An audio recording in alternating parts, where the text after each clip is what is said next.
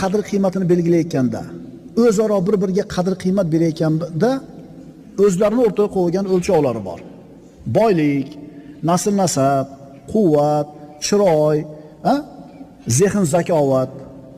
Mana shu o'lchovlar bilan bir odamni ikkinchi odamdan afzalligini belgilashadi. Lekin Alloh subhanahu va taolo bir odamni ikkinchi odamdan qadrini belgilayotgan paytda, qadr qiymatini belgilayotganda bu o'lchovlarga e'tibor qilmadi.